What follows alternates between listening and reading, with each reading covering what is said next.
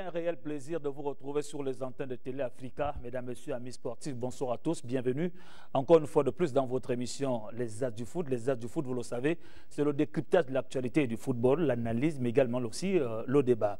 Avec le débat, on souhaite un très bon retour à Solange Pambo. Bonsoir Solange Pambo, c'est un plaisir Rodrigue. pour nous. Bonsoir Rodrigue, bonsoir à tout le monde, Mermoz, Serge Mungengui, Gaëtan Koka, merci beaucoup de m'avoir une fois de plus invité sur ce beau plateau des As du Foot. C'est un plaisir quand vous êtes là. Plaisir renouvelé, partagé. Merci beaucoup, Solange Pambo. Serge Mungengui, bonsoir. Bonsoir, Rodrigue. C'est un plaisir également. Le plaisir est partagé et il est aussi renouvelé. Voilà. Jeu de chaises musicales, bien.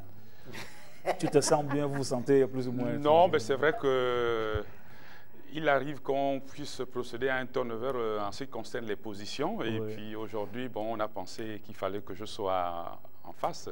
Voilà. Donc, alors, Gaëtan Koka, c'est un plaisir également. Bonsoir. Toujours à ma gauche. Oui, toujours. Mais on souhaite la bienvenue et bon retour au patron. Et puis, vive la République footballistique. Merci beaucoup. Alors, Mermoz, comment ça va? La forme, le week-end? Ça va, doucement, ça va. Pas très inquiet? Non, pas trop. Le score des Panthères? Non, je suis pas inquiet. Pour moi, c'était anecdotique. Franchement, personnellement, pour moi... C'est une surprise, cette défaite? Pour moi, c'est pas une surprise. On va dire que c'est plutôt la manière dont les mecs ont joué qui m'a plus déçu. Mais sinon, pour moi, c'est anecdotique. Il y avait déjà une qualification et il n'y avait plus d'enjeu. Dans cette émission, on va évoquer la question relative aux Panthères du Gabon, une équipe qui presque à la traîne après leur défaite face à cette équipe du Maroc, 1-5. Qu'est-ce qui peut justifier une lourde défaite, une telle défaite? Les as du foot, les spécialistes à la question de la matière, vont essayer de trouver des voies et moyens pour tirer les enseignements au sortir de cette rencontre. En deuxième partie de l'émission, nous allons évoquer la question en rapport, bien sûr, avec le championnat national de football de première division, là au CMS Manga Sport, c'est en ouverture ce samedi à partir de 15h30 au stade Augustin Mondrian de Siban. On va évoquer la question avec l'ensemble des réseaux de consultants. Et vous le savez également, Adrien Nkoressiongo n'est plus lauréat du football gabonais. Il a été ancien président de la Fédération gabonaise de football, mais également dernier président de la commission, si je ne me trompe pas, du suivi de la task force, décédé il y a quelques semaines seulement. Il a été inhumé à sa dernière demeure. Question, pourquoi le monde du football était-il absent lors de ses obsèques? On évoquait la question ce soir. Je rappelle également que pendant que nous sommes, les Panthères du Gabon sont en train de jouer et nous aurons certainement le résultat demain avec Solange Pambo et certainement les détails et des explications bien sûr sur cette rencontre. C'est vrai qu'elle n'est plus importante aussi que ça, mais on veut sortir en beauté Solange Pambo. Effectivement, évidemment, puisque quand on est compétiteur, le plus important c'est de pouvoir, à chaque fois qu'on est sur le terrain, en ce qui concerne le football, c'est de pouvoir rendre des copies, on va dire, parfaite. Ces garçons qui sont convoqués en équipe nationale jouent pour le Gabon, jouent pour la patrie. C'est un enjeu pour le sélectionneur Thierry Mouyouma. Quand vous avez pris une claque comme celle prise par le Gabon vendredi dernier au stade de Franceville, 1-5 face aux Lions de l'Atlas du Maroc, forcément que vous avez en tête, quand vous êtes sélectionneur, l'envie de donner une autre copie, mais surtout, ça lui permettra, lui, en tant que technicien, Thierry Mouyouma, d'essayer de voir dans quelle mesure il peut procéder à une forme de turnover au sein de l'équipe, sachant qu'il sera déjà privé de 3 de ses cadres. Donc il va essayer de faire tourner, donner peut-être du temps de jeu à certains qui n'en ont pas souvent au sein de cette équipe des Panthères de Gabon et qui sont convoqués pour la circonstance. Donc je crois que au niveau de Thierry Mouyouma, l'enjeu c'est celui-là, hein, c'est d'essayer de faire tourner simplement. On sait que sur le plan comptable, bon, il n'y a rien à attendre en tant que tel. Une victoire, ça nous fera du bien, mais bon, on est déjà qualifié, c'est le plus important. Serge Mungengui, Gaëtan Koka, Mermoz, vous avez la possibilité de prendre la parole à travers la question. Est-ce que chacun de vous s'attendait à une telle défaite de notre équipe nationale face au Maroc? Bon, je vais me jeter à l'eau. Bon, personnellement, on va dire à 2 jours du match, moi je voyais une équipe gabonaise qui devait prendre, au regard du match aller, où j'estime que même si le score 4-1 avait été un peu sévère, j'avais vu d'assez bonnes dispositions de la part des Gabonais. Et je me disais qu'à la maison, on aurait essayé de rectifier le tir, peut-être pour essayer d'accrocher cette équipe marocaine, ou pourquoi pas essayer de faire un hold-up. Maintenant, il faut dire que ce qui a tué, pour moi, ce match, c'est l'enjeu qui a été tué par la veille, avec la victoire du Lesotho sur le RCA. On a vu nos mecs sur les réseaux sociaux en train de faire la fête. Je pense après maintenant qu'au démarrage du match, personnellement, j'étais maintenant un peu sceptique en me disant qu'avec la qualification et la fête d'hier, est-ce qu'on allait être en forme ou jouer à fond ce match? Maintenant, au début du match, c'est vrai que pour ceux qui ont pu suivre le match, moi j'ai vu 10 bonnes premières minutes, on ouvre le score, on marque même un deuxième but. Bon, c'est vrai, il y avait hors-jeu finalement d'Alevina, mais après, j'ai l'impression qu'on a baissé les armes. Ce hors-jeu, tout de suite, l'égalisation marocaine, s'enchaîne un deuxième but, un troisième. J'ai l'impression qu'après, les mecs, ils n'étaient plus concernés par ce match. Qualification, je crois que qualification déjà en tête. Je n'ai pas vu cette équipe se donner à fond, contrairement aux Marocains qui, eux, sont restés sur le même rythme, malgré les nombreux changements faits par Regragui, qui a pu voir certains joueurs. On a vu plus les Marocains concernant encore par la rencontre plus que les Gabonais qui ont manqué vraiment un manque d'envie dans ce match. Serge Monguengui, c'est le Maroc qui était plus fort ou bien c'est le Gabon qui était faible? Oui, c'est vrai que, pardon, sur cette question, il vaut mieux la laisser ouverte. J'entends par ouverte l'objectif qui était recherché devant ce match. Comme on le sait, Thierry est arrivé à la tête de cette équipe, enfin le staff, autour de novembre 2023. Il avait pour objectif de qualifier l'équipe pour la CAN. Bon, ici son contrat en novembre 2023. Donc, avec objectif de qualifier l'équipe pour la CAN 2025. À ce jour, le résultat est acquis. L'équipe est qualifiée. Maintenant, lorsque l'on revient sur ce match, nous avions pensé que... En répondant, bien sûr, en cherchant, en répondant à la question. Oui, on sur la question. Maintenant, à l'époque, nous avions pensé qu'il était opportun de donner des avis qui pouvaient être considérés comme des alertes sur la confrontation entre le Maroc et l'équipe nationale du Gabon. Visiblement, au-delà des stats, nous avions pensé que le Maroc avait toujours dominé cette équipe gabonaise dans tous les cas, dans tous les secteurs. Pour ceux qui ont suivi quelques spécialistes sur d'autres chaînes, j'ai été ravi de suivre Didier Evonoma. Il a simplement dit que cette défaite devra nous permettre de pouvoir nous relancer, de pouvoir regarder les manquements que nous avions. Mais Serge Monguengui, j'ai l'impression que vous fouillez la question. Vous ne semblez pas y répondre. Le Maroc a été plus fort ou bien c'est le Gabon qui a été très faible? Non, ce n'est pas un jeu de mérite. Ce n'est pas un jeu de mérite pour partir du principe que l'une équipe a été plus forte que l'autre. Les résultats qui nous sont présentés ici démontrent que le Maroc a dominé sur les deux rencontres. Mais ça ne donne pas au Maroc une équipe aussi forte que celle du Gabon parce qu'il y a des facteurs qui ont milité en faveur d'un relâchement aussi sur ce match. Mermoz l'a si bien dit à l'entame, personne n'avait imaginé qu'il devrait avoir un naufrage. Ça, il faudrait en tenir compte. Donc, pour ma part, je pense que l'objectif étant atteint, il vaut mieux ne pas regarder le résultat? Non, nous allons certainement regarder, pas le résultat, parce que le résultat, ce serait plus ou moins fixé. Il vaut mieux regarder dans l'ensemble de ce groupe, la vie du groupe, le profil des joueurs, l'avenir. Donc, il vaut mieux avoir des perspectives sur la carrière de certains de nos internationaux, parce que nous allons partir pour la CAN. Est-ce qu'en un temps record, surtout en ce qui concerne la jeunesse, les garçons seront performants? C'est l'interrogation que nous donnons.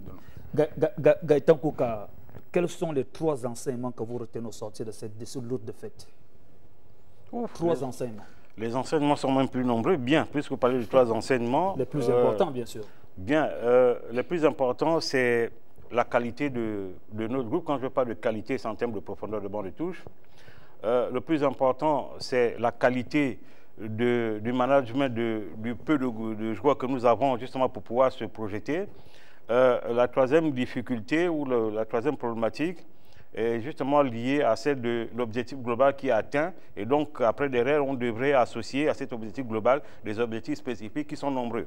Donc, je pense que si l'ensemble de l'œuvre, il faut rappeler que c'est techniquement compliqué parce que l'encadrement technique a des objectifs à atteindre. Le premier objectif, c'est d'abord bâtir un groupe. Le deuxième, c'est d'avoir de bonnes statistiques. Et le troisième, justement, c'est la qualité de gestion, comme on dit, la gestion du groupe. Ensuite, pour ce qui est des joueurs, il faut justement pour les joueurs, notamment les anciens, donc qu'on appelle communément les cadres, donc les tauliers, justement de maintenir leur leadership, pour l'appeler ainsi. Et justement, les jeunes poussent dans l'angle justement de pouvoir donner pleine satisfaction, donc pleine mesure, à travers les différentes performances pour espérer justement faire partie de cette liste qui va représenter le Gabon en phase finale de Coupe d'Afrique. Donc je pense qu'à ce stade, c'est ce qu'il a dit, mais je pense que tout au long, si le temps nous le permet, nous reviendrons sur certains points. Lance Pambo revient avec vous. À quel niveau vous avez jugé que nous avons sombré du match? À quel niveau du match? Écoutez, avec toute la lucidité possible, le recul nécessaire, je pense qu'on devait avoir le courage de reconnaître que l'écart entre les Panthères de Gabon et les Lions de l'Atlas est un écart aujourd'hui abyssal. Abyssal parce que n'a pas voulu reconnaître, il a bossé en touche. Non, mais c'est son point de vue. Oui, mais on lui a posé une question directe, mais il a commencé déjà à ne pas être... il ne voulait pas être clair. Mais non. Non, c'est M. Pambo qui a la parole. Serge aura le temps de revenir sur cette question-là. Le Maroc est dans une dynamique, on le sait tous, une dynamique depuis la dernière Coupe du Monde où ce pays a réussi à être pour la première fois dans l'histoire du football mondial la première équipe africaine à atteindre le dernier carré dans une Coupe du Monde. Le Maroc est dans une autre dynamique, celle de la mise en relief de ses infrastructures sportives, comme nous savons aujourd'hui. Le Maroc est dans une autre dynamique, celle de ce qu'on appelle le soft power, c'est-à-dire que se faire un nom sur la place footballistique internationale en matière d'organisation des grands événements. Aujourd'hui, le Maroc, plus que par le passé, est déterminé à pouvoir accueillir sur son sol une Coupe du Monde de football. Je crois qu'ils sont candidats pour 2030. Voilà. Donc, il y a une véritable dynamique à ce niveau-là. Ça s'est traduit par le sérieux du management de cette équipe-là. Regardez, le Maroc est le pays qui va organiser la prochaine Coupe d'Afrique des Nations de football. Mais dites-moi, depuis le début de cette campagne... Celle des femmes aussi. Depuis le début de la campagne éliminatoire de la CAN 2025, dites-moi quel est le match où vous avez vu un seul relâchement du côté marocain. Aucun. Pourtant, ils sont qualifiés. D'office. En tant que pays organisateur. Est-ce que votre discours ne sous-estime pas les qualités de nos joueurs également? Non, mais attendez, j'y arrive. C'est-à-dire qu'on commence d'abord par montrer le sérieux qui anime ceux qui ont la responsabilité de la gestion du football à l'échelle marocaine, évidemment. L'objectif à atteindre, parce que clairement, l'objectif pour le Maroc aujourd'hui, c'est de remporter sa Coupe d'Afrique des Nations. Ça veut dire celle qu'elle va organiser en 2025. D'accord?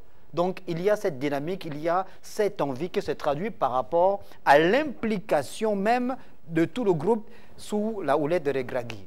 Donc, ils savent qu'ils ont atteint un certain niveau en jouant une demi-finale de Coupe du Monde.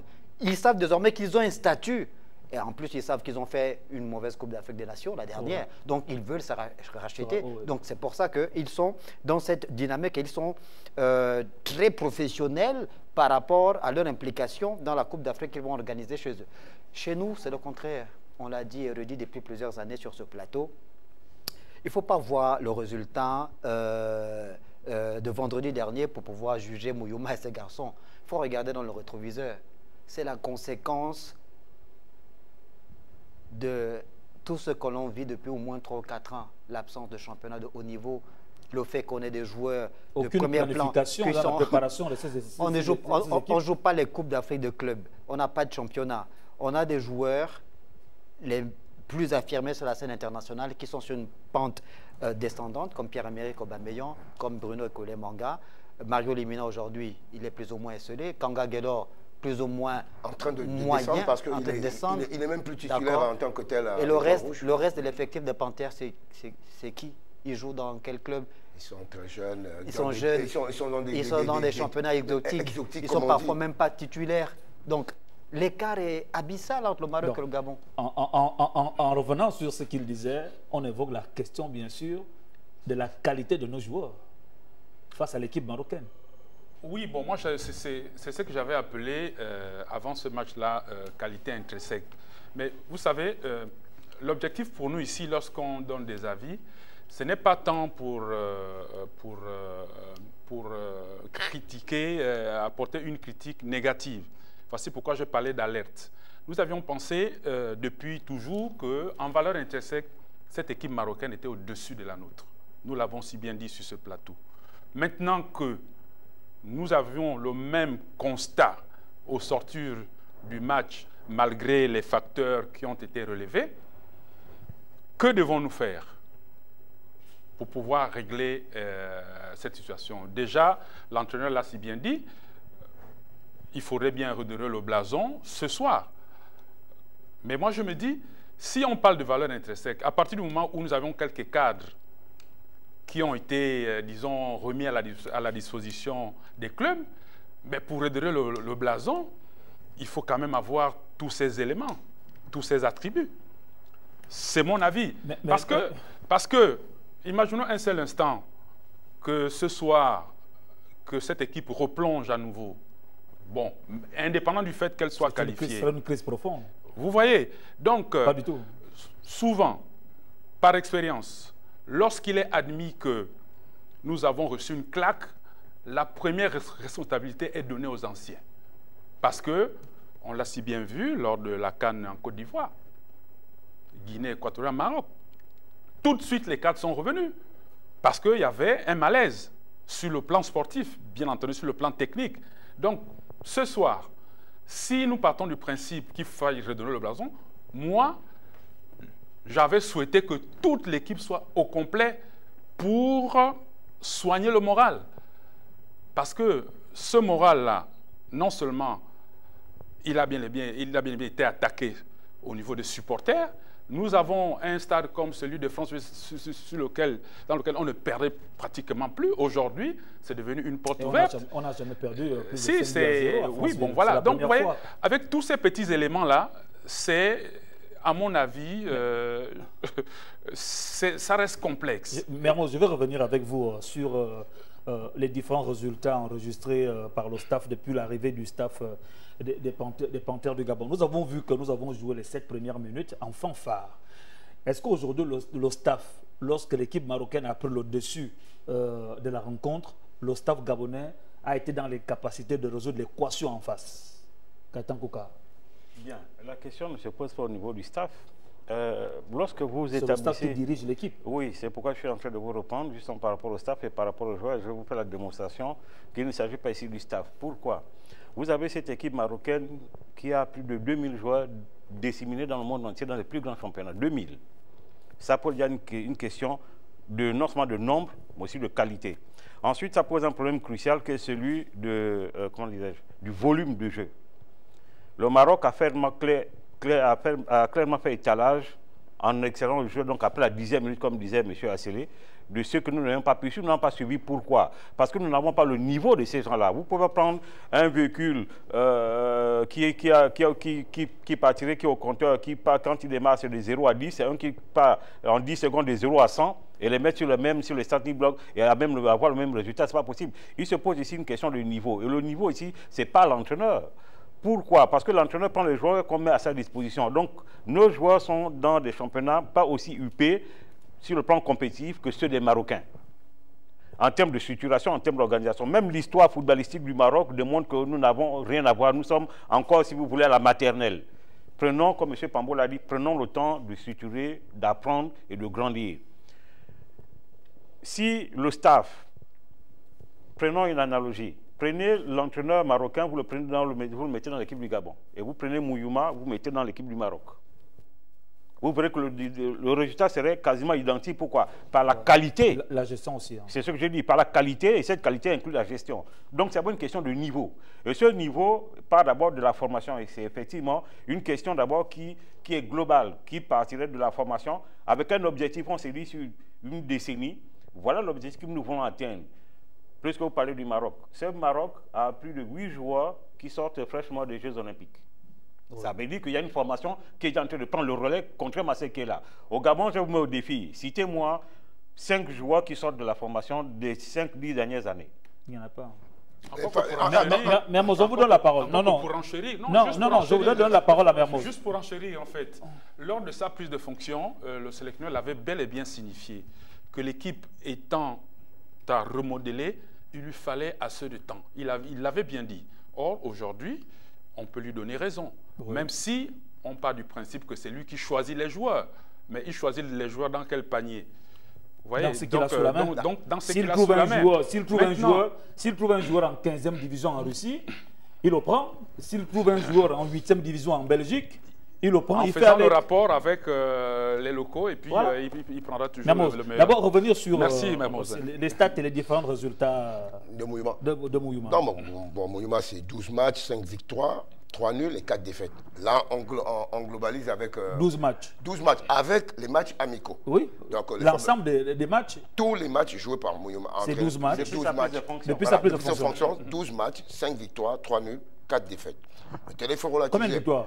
5 victoires. 5 victoires. Maintenant, en match officiel, parce qu'il faut préciser que les victoires gabonaises sont toutes sur les matchs de compétition. Oui. En match de compétition, il a 9 matchs, puisqu'il y a eu 3 matchs amicaux.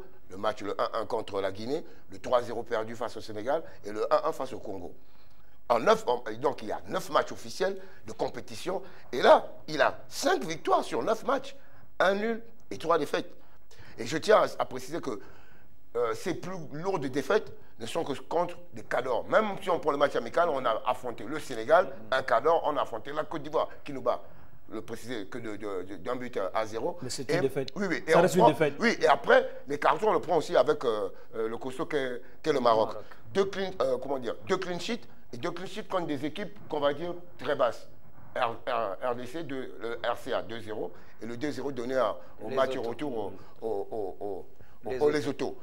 Là où on pourrait plus s'inquiéter, c'est peut-être pour la panel de buts pris face au Maroc. Mais là encore, on l'a expliqué, c'était le niveau, la qualité. On a pris 9 buts. Hein. Voilà, c'est la qualité de cette équipe du Maroc qui nous montre, qui confie ce nombre de buts encaissés. Parce que si je prends les stats, on a 15 buts marqués sur les 12 matchs, 19 buts encaissés. Sur les matchs officiels, c'est 13 buts marqués, 14 buts encaissés. Et le gros contingent vient de cette double confrontation face au Maroc.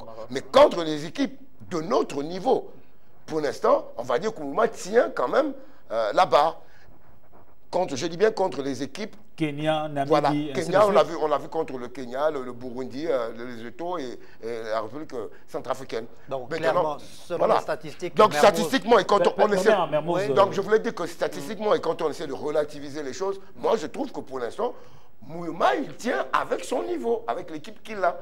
Maintenant, pour pouvoir peut-être essayer de relever ce niveau, comme l'a si bien dit mes confrères tout à l'heure, que ce soit Ange ou Gaëtan, c'est la suite.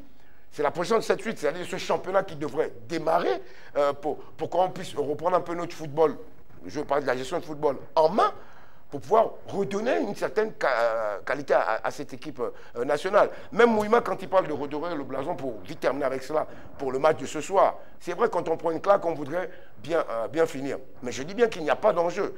Et il va vouloir bien finir avec une équipe qui va sûrement remanier. C'est maintenant son discours et l'envie de ceux-là qui ont besoin d'un temps de jeu, de vouloir, eux, redorer le blason, mais vouloir aussi prouver à l'entraîneur, au coach, que nous aspirons à remplacer ces cadres-là qui sont en phase descendante, comme on disait tout à l'heure. Ils ont reçu ton message. Non, mais les statistiques... On revient sur les statistiques. Oui, bien sûr. Alors, est-ce que l'avenir ne fait pas peur? Non.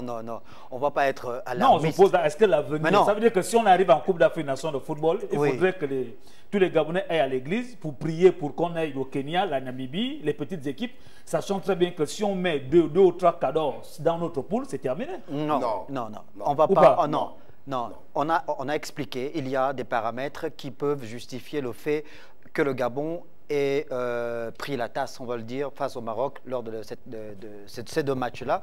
Mais Mermoz venait de nous donner quelques statistiques qui nous montrent que bon, l'écart n'est pas trop énorme entre le nombre de buts marqués et le nombre de buts encaissés. Ce n'est pas trop énorme. Non, mais restons sur les défaites avec les grandes équipes. D'accord, on a compris. Mais on a dit, Mermoz venait de le dire tout à l'heure, la prochaine Coupe d'Afrique des Nations va se disputer du 21 décembre, c'est bien ça, 2025 au 18 janvier 2026. Donc on a un an, Mouyouma et son staff ont un an pour pouvoir préparer de façon sereine. Il faut la possibilité de bien préparer l'équipe. Mais bien sûr, voilà. Donc, on a un an pour préparer notre participation à la prochaine Coupe d'Afrique des Nations de football. On aura relancé le championnat à partir de cela. Bien préparer, c'est justement avoir un championnat. Et ensuite, on peut revenir sur cette question qui me paraît être importante pour un pays comme le Gabon dont la démographie est faible. Gaëtan Kouka parlait tout à l'heure du Maroc qui a 2000 footballeurs, c'est bien ça, disséminés à travers le monde. Donc, on n'a pas ce luxe-là qu'ont certains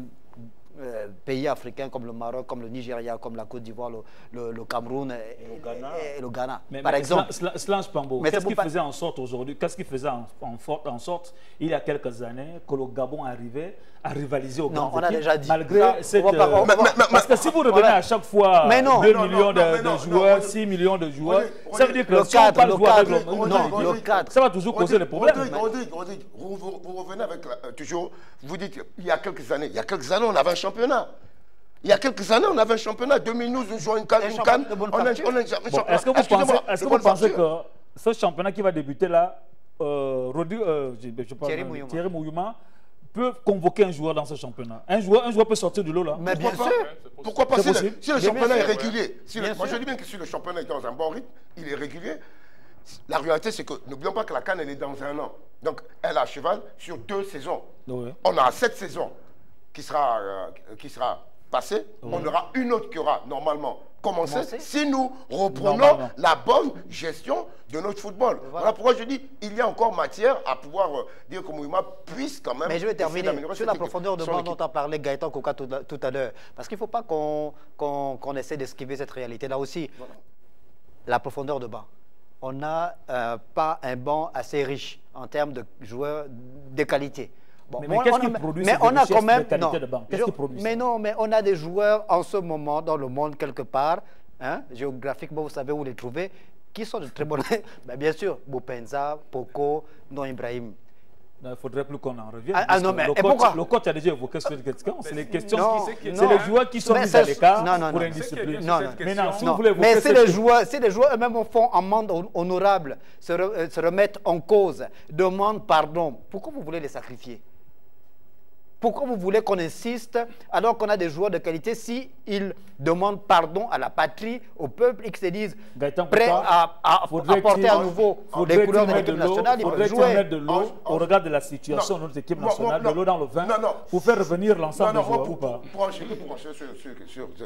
Il n'est pas question de mettre de l'eau dans le vin. Il n'est pas question. Je parle par exemple que sur le moment, je me rappelle qu'on a eu ce débat ici où Serge nous disait qu'il a vu une femme qui a dit que Boupenza c'est un enfant et puis je disais non. Oui, et je disais non. Que pour ce match, ils ne revenaient pas. Voilà. C'est-à-dire, en ce moment, ils sont en état de sanction, en état de punition. Je vais parler comme un père de famille. Mon enfant a fauté. Je le punis pendant un temps. Mais la gestion d'une équipe nationale n'est pas une question familiale. Non, c'est une image. C'est une image, on ne l'a pas dit. C'est une image. Il y a une certaine approche. Maintenant, c'est une approche. Pour l'instant, ils sont sanctionnés. Ils doivent se remettre eux-mêmes en question. Et c'est eux qui doivent montrer la volonté de se faire pardonner par le parent. Donc par leur coach, en faisant amende honorable, comme il se doit. Et ils ont un an, jusqu'à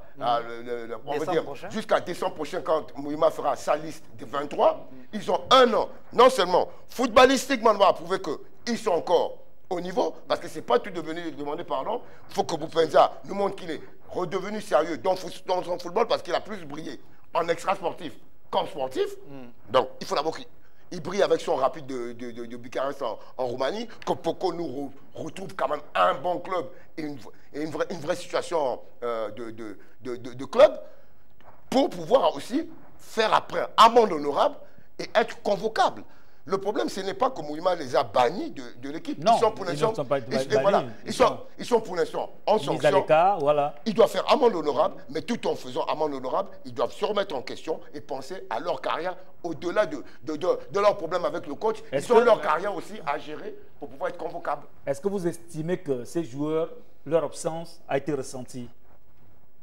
Ou bien se ressent ces derniers matchs des Panthères du Gabon? Moi, je veux bien répondre. Je voudrais donner la parole à Serge Mongengue. Non, laisse-le répondre. Non, vas-y, je veux bien répondre. Est-ce que l'absence est ressentie, se ressent? Oui, moi, j'estime que ça, c'est quand même plus ou moins ressenti sur certains matchs, notamment avec les gros cylindrés, où j'estime que certains de ces gars auraient pu, s'ils étaient au top aussi de leur forme, apporter une certaine expérience pour ce genre de match. Par exemple, moi, c'est juste là. C'est-à-dire, on a pu le ressentir parce qu'eux, ils avaient un vécu avec l'équipe, ils ont un vécu professionnel. Donc, cette expérience aurait pu apporter, pas que ils sont indispensables, mais aurait pu apporter un plus sur certains matchs et certaines situations qu'on a pu constater. Mais à part cela, ils ne sont pas indispensables et la qualification le prouve. Allez, Gaëtan, sur l'absence de ces joueurs. Je voulais reprendre, hein, parce que je on pense donne que... on donne d'abord la parole à Gaëtan, puisque vous avez voulu donner la parole. Oui, allez-y, Gaëtan Kouka.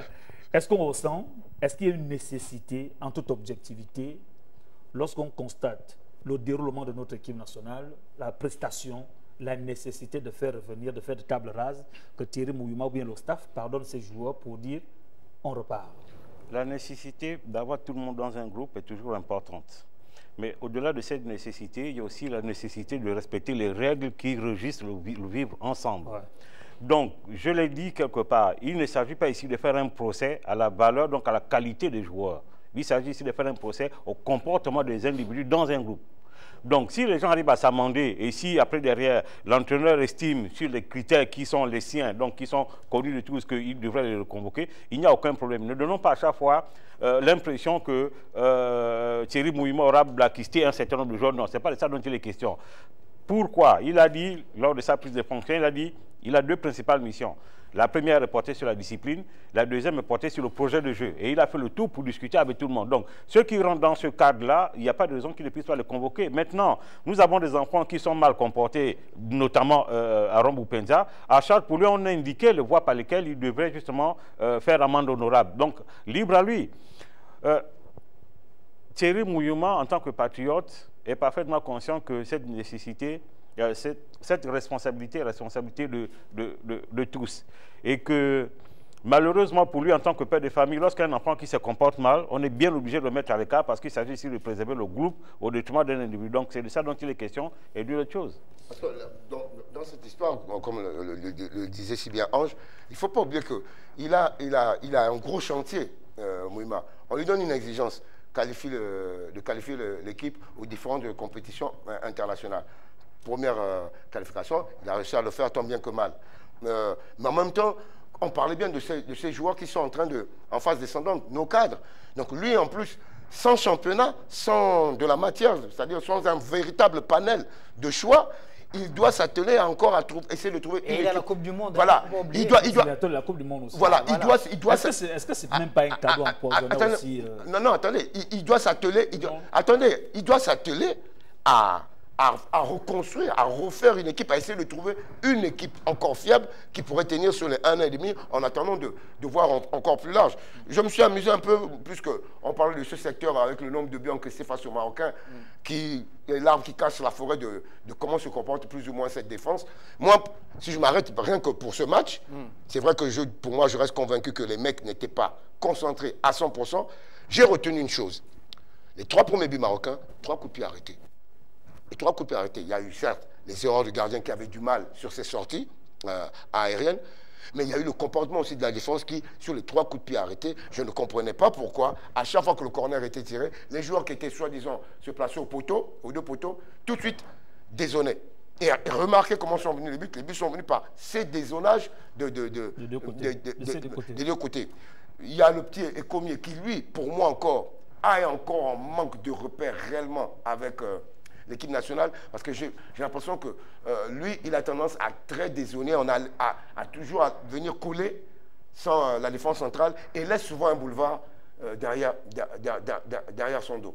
Donc, ce sont des choses à revoir avec l'équipe. Je tiens à préciser, par exemple, pour la défense, Apinangoy, Ekole Manga, Muyuma, excusez-moi du lapsus, du peu, Muyuma, jusqu'à la dernière journée jouée des qualifications de la Coupe du Monde, a eu du mal à réellement enchaîner 3 fois une même ossature, rien que dans l'axe, la charnière centrale. Je prends un exemple. Le premier match contre le Kenya, on avait Ekole Apinangoy. Le deuxième match, on avait Obissa contre le Burundi. Obissa, putain, c'était la même trêve. Obissa, Ekole. Après, il a repris Apinangoy, Ekole. Après, nous sommes retrouvés 2 fois avec le match amical Mouketou, Ekole. Contre la Côte d'Ivoire, Mouketou, Ekole.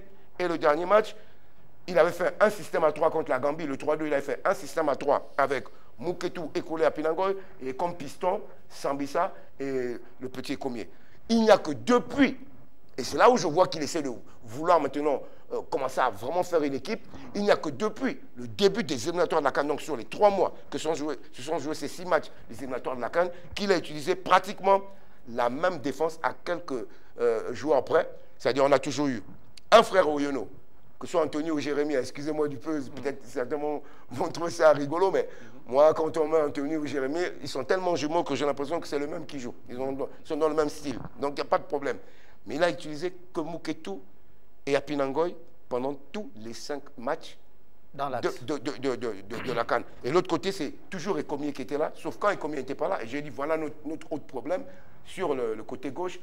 Obiang ne revient pas depuis là. Il faut des Balégas, on sait que c'est fini pratiquement.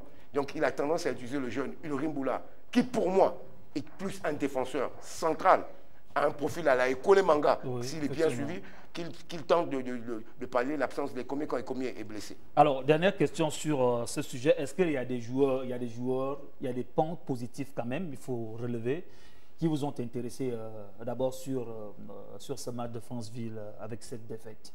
Silence Pambo. Non, mais écoutez, on a perdu un but contre 5. On ne va pas jeter, comme on le dit de façon caricaturale, on ne va pas jeter le bébé avec le Dubin. Ça a été un match sans ou un jour sans pour l'ensemble du groupe. Vous n'allez pas jeter Pierre-Emerick Aubameyang ou Kigalo Kanga ou Denis Bouangou ou Jim Alevina ou Medune Bitege parce qu'on a perdu un but contre 5. Non. Je crois que quand on regarde l'ossature utilisée par Thierry Muyuma depuis le début de cette campagne qualificative pour la CAN 2025, à quelques exceptions près, je crois que c'est le même groupe qui va continuer. C'est le même groupe qui va continuer. Il n'y aura pas une révolution en tant que telle. Non, je ne crois pas. Serge Bongengui, les aspects positifs, est-ce qu'il y a un aspect qui, positivement, qui a attiré votre attention, qui vous a plu au-delà de la défaite? Encore qu'il y a juste des dans les trois compartiments, hein, gardien... oui, partant aussi du match. Partons du staff aussi, parce que dans la gestion aussi, elle a été importante. Voilà. Parce que voici un élément encore qui s'est avéré. Positif ou bien? Bon, je vais commencer par le négatif. C'est-à-dire que voici un match aussi...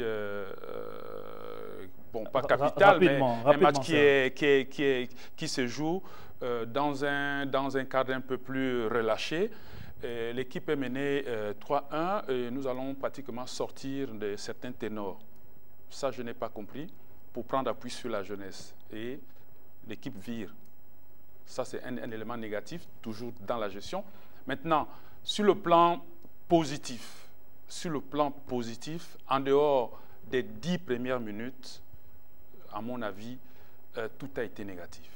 Merci. Gaëtan Kouka. En football, on dit on gagne ensemble, on perd ensemble. Il ne s'agit pas ici de faire un procès à un individu, mais c'est plutôt le comportement d'un ensemble. Et c'est même au-delà des acteurs que sont les entraîneurs et les footballeurs. D'accord? Bâtir un groupe, c'est une vision qui doit être élaborée déjà en amont avec, si vous voulez, des étapes qu'on doit respecter et justement bâtir quelque chose sur la durée. Tant que nous ne nous inscrivons pas dans cette logique-là, nous serons toujours là, si vous voulez, au petit bonheur, la chance, à prendre un joueur par là, un joueur par ici, sans avoir une véritable vision, nous retomberons toujours dans les mêmes travers.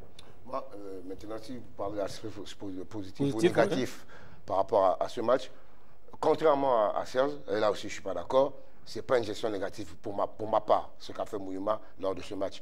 on est mené 3-1 à la mi-temps, il n'y a pas d'enjeu, on est déjà qualifié.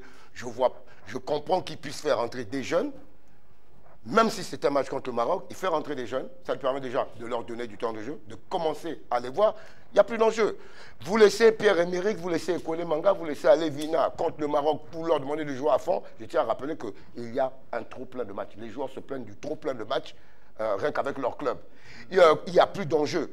Il y a des risques de blessures. Moi, je trouve que c'était même, comment dire, il a compris que bon, je n'ai plus de résultats à faire, je suis mené 3-1, parce qu'il faut comprendre le contexte de ces changements. Je ne peux pas revenir à la marque. Voilà, ce sera dur de revenir. Non, ce n'est pas que je ne peux pas revenir à la marque. Non, Rodrigue, non, attendez. Rodrigue, pour moi, ce n'est pas. Moi, je parle de gestion, vous avez parlé de gestion de groupe, et je parle de gestion. Oui. Et je reviens qu'il n'y avait pas d'enjeu.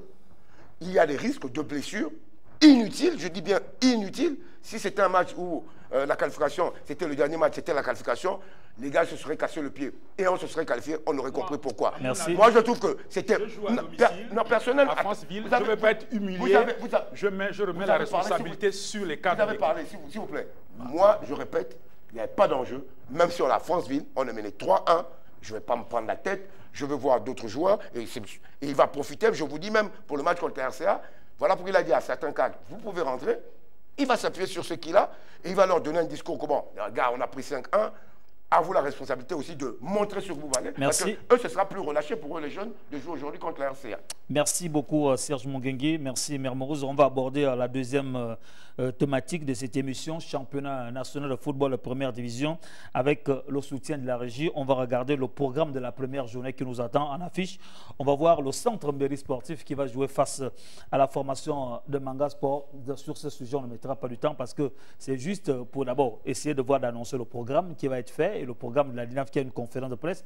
Alors, Mermoz, vous avez ici le programme de la première journée. Oui, le programme de la première journée, on a donc là au CMS, bon, excusez-moi un peu, le CMS qui affrontera Manga Sport. On aura un Bouenguidi Sport de l'équipe de Logoué, le lot face à Lambaréné AC. On a S Dikaki qui affrontera le CF Moulana. L'USB affrontera le grand derby du Septentrion. Le Nordico. Donc l'USB contre Uzo. On aura donc après le CSB, donc de Benjé contre le Vautour Club. Et le FC 105 contre la deuxième équipe de Logo Lolo, l'Ozo Sport. Messieurs, des belles affiches. Oui, des belles affiches pour la reprise de ce championnat d'élite de notre pays. Ce sont des belles rencontres. Ces équipes-là sont dans leur phase de préparation depuis plusieurs semaines maintenant, on le sait. Elles ont faim. Les garçons ont une grande envie de retrouver les terrains. Ils ont été sévrés de ballons pendant quelques années. Et là, ils ont envie de renouer avec ce qu'ils savent faire peut-être le mieux pour notre bonheur, pour le bonheur du football local, du football domestique, du football national et même au niveau de l'équipe nationale, puisqu'on sait que le championnat, s'il est bien organisé, il devient un véritable vivier pour les équipes seniors. Donc, le match entre là-haut, CMS et Manga Sport, on sait que c'est une rencontre de qualité. D'ailleurs, quand je regarde un peu sur les réseaux sociaux, je vois toutes les publications de Manga Sport, qui est l'un des clubs les plus actifs sur le plan de la communication non digitale notamment. On voit qu'ils sont bien organisés, ils ont beaucoup de jeunes, ils ont fait signer beaucoup de jeunes. Et je pense que, clairement, je parle à côté d'un habitant de la ville des oiseaux, je pense que... Je pense que l'objectif pour Manga Sport cette saison, c'est de remporter le championnat, Mermoz. Bien. Oui, au regard même de tout ce qui est fait autour de ce club, donc au niveau de cette communication à outrance, je pense qu'ils veulent annoncer les couleurs, mettre un coup de pression sur les autres clubs pour leur faire comprendre que Manga Sport se redore son blason, comme on disait tout à l'heure, et Manga Sport veut montrer qu'il est présent, tant par cette communication, mais que nous serons vraiment présents dans ce championnat. Je crois que c'est peut-être une guerre psychologique avec l'expérience qu'a ce club de la jouer comme ça sur le plan de la communication. Gaëtan Kouga. Deux choses simplement dites sur la première journée du notre championnat national. Vous avez là en face deux clubs qui ont, on va dire, une histoire, on va dire, parallèle, dans le sens que elles sont constantes depuis plus de 15 ans déjà dans nos championnats nationaux. C'est le premier point commun. Et le deuxième point commun, c'est que c'est aujourd'hui les deux, sinon elles font partie des 2 ou 3 équipes aujourd'hui qui forment des joueurs et donc qui ont toujours donné un contingent important au niveau des petites catégories de la sélection nationale jusqu'en équipe A. Donc c'est une très belle chose. Et pour ajouter, puisqu'on parle un peu de ce redémarrage du championnat, avec ce discours que tout le monde a tant tenu par rapport à l'équipe nationale, ce problème de profondeur de banc, qu'il faudrait que le championnat démarre, je pense qu'avec ce discours, la majorité des acteurs de ce championnat seront galvanisés à essayer d'élever leur niveau de jeu pour dire que je peux aspirer à une place quand même dans l'équipe du 11 national au détriment d'un joueur, des joueurs dont on parlait qui souvent ne jouent pas et sont dans des championnats exotiques. Je voudrais rappeler le programme des activités de la Ligue nationale de football qui tient une conférence de presse ce mercredi 20 novembre à partir de 10h. Et parler aussi dans le programme du relancement des activités que demain, il y a cette fameuse messe d'action de grâce qui va se faire. Souhaitez redire sur le championnat? Oui, simplement dire que les garçons doivent se reconcentrer. La chance est donnée à tous les acteurs et la nature aussi nous est favorable parce que, comme on disait, la prochaine CAN, ce serait autour de la fin 2025. Donc, les garçons ont toute la possibilité de se concentrer, quitte à intégrer, sinon renforcer la profondeur de banc dont il est question ici dans notre équipe nationale. Nous allons aborder le dernier sujet de cette émission, vous le savez, on a intitulé Adrien Nkoro-Senghor, un des doyens du sport, bien de football gabonais, est décédé il y a quelques semaines. Il a été inhumé au cimetière familial. Je rappelle qu'Adrien Nkoro-Senghor, il était ancien footballeur, président de l'Olympique sportif de Libreville, vice-président de la Fédération gabonaise de football. Il était président de la Fédération gabonaise de football. Il était également président des travaux du nomade sur le National Foot.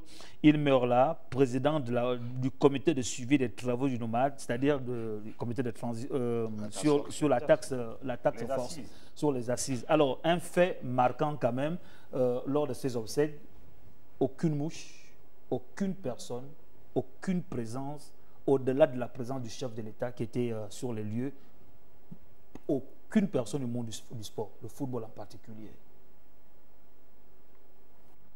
Messieurs. Bon, mais déjà, nous allons renouveler nos condoléances à toute la famille. C'est vrai que c'est un féru du football. Moi, lorsque je ralliais Libreville dans les années, je crois, 88-89, j'ai commencé par Olympique. Ouais.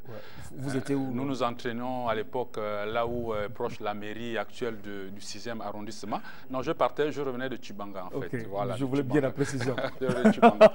Donc, c'est un monsieur qu'on a quand même côtoyé. Et puis, comme président de la fédération de football, malheureusement, bon, aujourd'hui, on déplore quand même le manque de mobilisation qu'il y a eu autour de son décès, même si on aurait pensé que par la présence du chef de l'État, bon, nous étions derrière, mais le monde du football, connaissant toutes les structures quand même qui existent et qui l'ont côtoyé, s'il fallait parler directement du dernier groupe qui a été avec lui lors du comité, les travaux du comité de suivi des assises, bon, on n'a pas eu plus d'informations sur le manque de mobilisation autour de ce décès, mais vivement encore, nous sommes au regret de constater qu'il n'y a pas eu assez de mouvement de la famille sportive. Gaëtan Kouka, est-ce que l'amitié se justifie par la présence de quelqu'un aujourd'hui? Lorsqu'on fait quand même ce constat, au niveau de ce qui a été Adrien Nkoro-Senghor, à qui on voyait, qui réglait même certains conflits dans le football, malheureusement, qui part sans la présence des membres de la maison du football, la LINAV, même des associations de sport. Monsieur Bekale, si vous me permettez de parler au conditionnel, si cette information est avérée, j'ai envie de dire que c'est de la haute sorcellerie. Et je pèse bien mes mots, c'est de la haute sorcellerie. On ne peut pas avoir été responsable à un très haut niveau de gestion de notre football et ne pas avoir la reconnaissance de ceux qui sont aux affaires aujourd'hui. Impossible. Il a été installé par le ministre sortant, le ministre Franck Guéma. La reconnaissance étatique. Il a été président de la Fédération gabonaise de football. Il a été président du comité de suivi aux sorties des assises. Il a été footballeur. J'ai envie de dire, en fait, c'est même des larmes, j'ai les yeux larmoyants parce que, vous voyez, s'il y a un monsieur comme celui-là qui a été à ce niveau et qui était comme ça, mais pour ceux qui arrivent derrière, les gens comme nous autres, ça va être quoi? Même pas une décence, une once de reconnaissance. C'est honteux. C'est honteux. Nous sommes, dit-on, en pleine restauration des institutions. Et on dit que la première restauration passe par les individus. Dites-moi où est la restauration? Où est la restauration? Même pas une gerbe de fleurs déposée par qui de droit. Comment voulez-vous que nous puissions commenter ce qui est, j'aimerais dire, affreusement et scandaleusement honteux? C'est vrai qu'il y a un devoir de mémoire que l'on doit faire, c'est très important puisque il n'y a pas de génération spontanée. Il y a toujours des dévanciers, ces personnes-là qui ont ouvert la voie et par laquelle d'autres générations passent et arrivent à construire. Après, moi, j'ai vu, je pense, un communiqué officiel de la Fédération gabonaise de football qui saluait la mémoire d'Adrien Kogué Singon. Je ne pourrais pas m'avancer au-delà de ça, ne sachant pas si la Fédération gabonaise de football a commis, parce que je sais que chaque fois qu'il y a dans le milieu de football un deuil, le monde du football est toujours mobilisé. Voilà, il y a toujours. Mais là, nous n'avons rien compris. Nous avons eu la bonne information, qu'aucune présence des membres de la famille du football n'y était là. Écoutez, donc je parlais de ce communiqué officiel de la Fédération gabonaise de football, de la mobilisation de la FEGAFoot chaque fois qu'il y a des deuils qui frappent la grande famille du football. C'est une tradition d'ailleurs pour la Fédération gabonaise de football que de rendre un hommage appuyé à toutes ces personnes qui ont servi le football national. Et Adrien Kogué Singon, au même titre que d'autres personnalités comme le feu docteur Paulin Bamguema, oui. Jusque dans ces derniers moments, qui continuaient à aller dans les différents stades de football quand le championnat se jouait à Siban ou à l'Omnisport encore. Il était toujours présent. Oui, voilà, le docteur Paulin Bamguema et d'autres que nous connaissons très bien, Jean-Boniface Assélé, qui ne sont plus à présenter, les Idriss Ngari, les René de Mezobian, les Michel Menga. Ils sont nombreux, les gens de ces générations des années 60-70 qui ont organisé notre football et qui sont des passionnés de football. Et jusque dans ces derniers moments, Adrien Kogué Singon a servi le football national parce que c'était un pratiquant et un passionné, un grand dirigeant. Donc, je n'ai pas envie de m'avancer un peu plus parce que je ne sais pas si il y a comment dire, certaines décisions qui ont été prises par les instances footballistiques nationales. Sans pourtant être rendues officiellement. Ben voilà.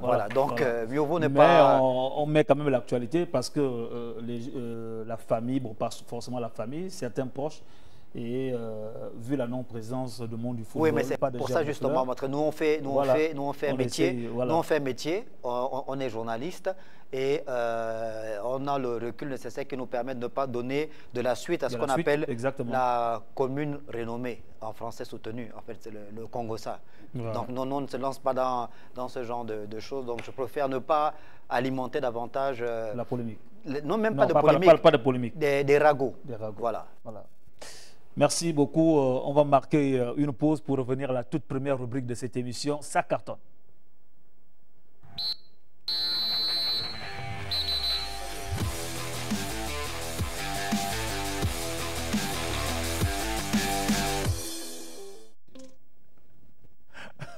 Serge Mungengi, vous avez 3 cartons avec vous? Oui, simplement ce soir, je me réserve le droit de ne pas attribuer de carton. Il a le oui et le non avec lui. Bon. Ouais. Le rouge et le vert. Voilà, donc merci. Pour ce soir, non. Carton. Allez-y. Ben ouais, c'est beau, oui. Le vert et le rouge. Oui. Bon, mais le vert, oui, forcément. Le oui et le non. Mais forcément, le oui, le vert. Bon, le vert pour L'ouvert, c'est une appréciation. Mais hein. bien sûr, Voilà. j'apprécie. Au-delà de la défaite infligée par les Lions de l'Atlas du Maroc aux Panthères du Gabon, comme l'ensemble, je pense, des Gabonais, j'ai apprécié la prestation de bonne facture de Mario Limina, qui de plus en plus s'est installé au sein de cette équipe nationale gabonaise de football. Je pense qu'il a pris la dimension de la chose, il a compris qu'il est devenu un cadre et il devient davantage exemplaire, non seulement par son comportement, mais surtout par la qualité de ses prestations. Ça se voit d'ailleurs en Première Ligue. Et je crois qu'il a fait la paix avec lui-même, la paix avec la nation, et il est davantage, très bon terme. davantage plaisant. La paix avec lui-même. Lorsque vous êtes en paix avec vous-même, vous dormez bien. Hein? Mermoz. Pas le jaune, hein, en tout cas. Non, on Pas connaît le la jaune. couleur du cap. Oh, Mermoz. C'est mieux. Il monte un cran. Mermoz nous surprend aujourd'hui. Non, Il non, a qu'à avoir les messieurs sur la vague. on suit la vague, on suit la Voilà. vague. Non, mais non, c'est juste pour, même si on va dire, on peut regretter sur la manière, et qu'on a vu ce 5-1 aussi face au Maroc. Moi, c'est carton vert pour Mouyoma, que malgré les critiques, malgré tout ce qu'on a pu dire, le job est fait. Premier contrat réussi, le Gabon est qualifié. Donc, carton vert, j'apprécie la qualification. Je la savoure même. Par un coach gabonais en plus. Oui, en plus par un coach gabonais. Donc, pour ça, félicitations à Thierry Dieudonné Mouyoma. Et en tout cas, coach, essayez d'aller de l'avant toujours. Voilà. Gaëtan Kouka. Bien, à la suite du propos que je fais bien, celui de monsieur Assélé, parce que il faut célébrer la qualification, parce que sans être xénophobe, les techniciens gabonais ont tout été négligés, ont toujours mis de côté par tout le monde, et voir qu'un technicien gabonais dans des conditions aussi précaires arrive à qualifier le Gabon. Je dis chapeau coach et félicitations au staff technique. Après, pour coller à l'actualité, j'ai envie de coller ce carton jaune au sorti du référendum. Dit-on, nous sommes dorénavant dans une nouvelle république, et que cette nouvelle république devra tenir compte du citoyen qui est par ailleurs footballeur, et qu'à partir de maintenant, nous allons voir quelles sont les décisions qui seront prises, puisque la nouvelle loi, bien qu'elle ne soit pas encore promulguée et votée, nous allons voir quelles seront les nouvelles orientations de nos gouvernants par rapport aux sportifs, donc par rapport au sport. Donc carton vert. Carton jaune. Joël Moununga. Voilà. Joël Moununga a réalisé cette émission, la supervision générale, c'est Lange Pambo. L'équipe éditoriale chapeautée par Berleg Lekoba. Serge Bongengi, c'était un plaisir. Merci. Lange Pambo.